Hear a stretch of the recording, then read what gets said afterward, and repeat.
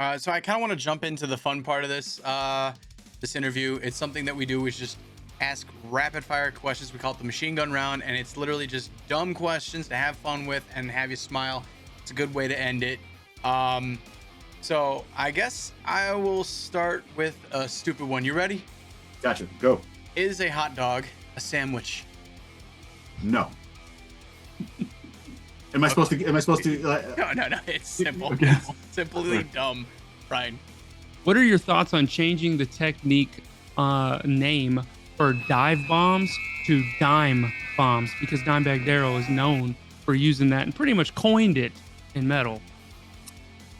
Dime bombs? I don't know. I'd say that dime has a different type of bomb and a different type of squeal, and obviously those ones that everybody knows them for, the big whoa or whatever. So I would think that a dime bomb would be its own class of dive bomb. You know, I guess that's what I would say. Well, it's right now. We're gonna say it's a thing, okay? That's what that is. All right, yeah, dude, that was a sick dime bomb. Yeah, right, exactly. Have you profusely ever listened to butt rock and enjoyed it? And if so, name that group. Butt rock? Is that like Bon Jovi or? I mean, he could be considered butt rock, but I guess. Give me an example. Five Finger Death Punch. Nickelback. oh, no, I'm not really. So like Nickelback and stuff like that, right? Yeah. 3 Days Grace. You know the stuff that's on the radio, basically. Oh no, I don't like any of that stuff. Oh, come on now. Oh, wait, that's some old. That's some old. Def Leppard. See that's yeah. 80s or hair rock, hair yeah, metal, or. You can't. I love all that stuff. I love all that stuff. And no disrespect to Right. the butt rocks. I mean, you're already just disrespecting by calling them butt rock, right? But no disrespect to Five Finger and stuff. They're obviously Great extremely musicians. successful and doing great shit. Yeah, and good guys. No, you know, played lots of shows with those guys back in the day. But no, it's not something that I listen to.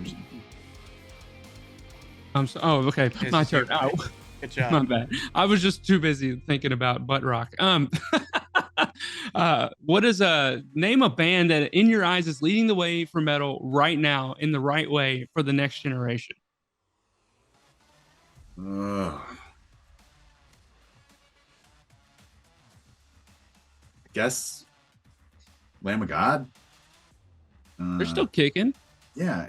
I mean, and they're the top dogs, I think, really, in doing that sort of thing right now. Killswitch. Yeah, they put out a killer new album too. Lamb of God. Yeah. I mean, so they're still doing stuff that I think they're still the big dogs on the block in that. And in terms of who they'd pass that torch off to, I'm not sure. And I admittedly am not up on current metal bands and stuff like that. It's not something I just seek. The craziest person to ever be in the room with, good or bad? I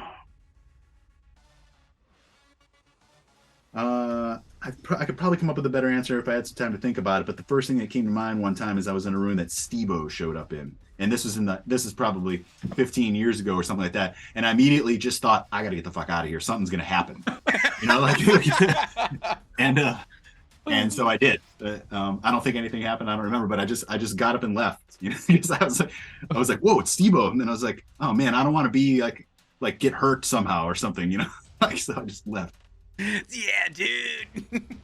I can actually do Steve-O's voice pretty well, but I'm not going to embarrass myself right now. No? My favorite scene with him, man, the balls on that guy. I mean, there's a million, but where he's like in like a Bronco or something in these like hills, and they're just letting the guy tattoo him.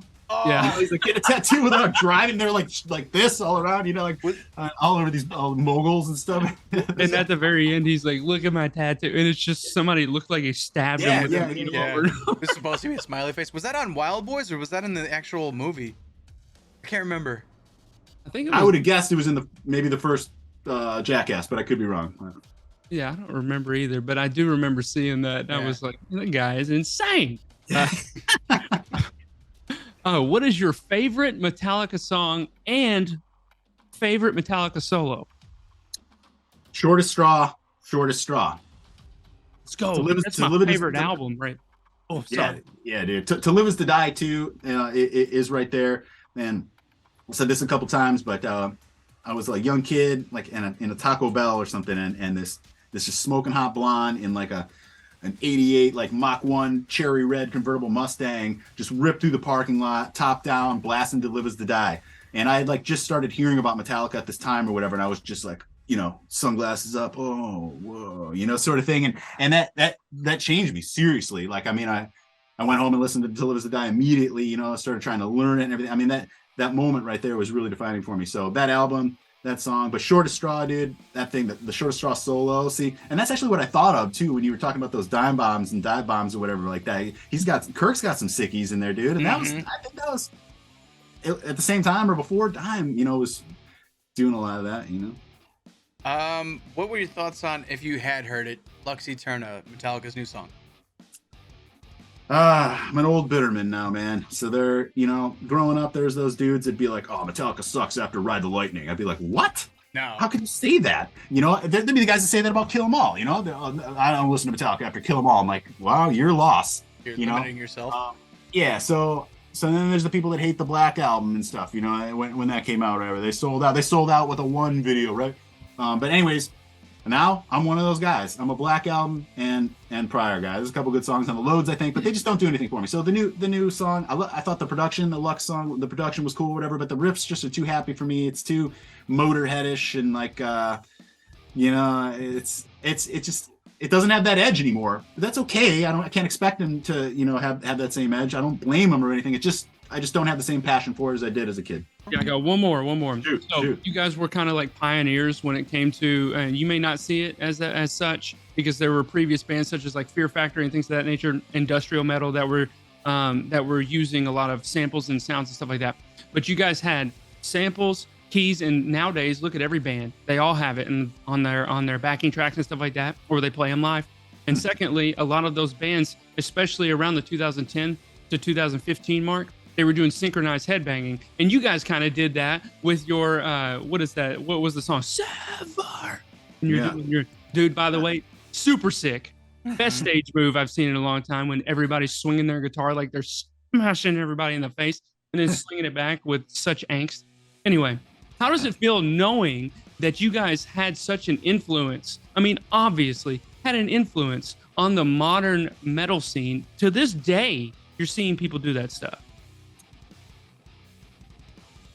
I guess I've never thought about it like in the way you've just presented it, but I guess I just feel lucky that we got away with it because it's all, I think, relevant.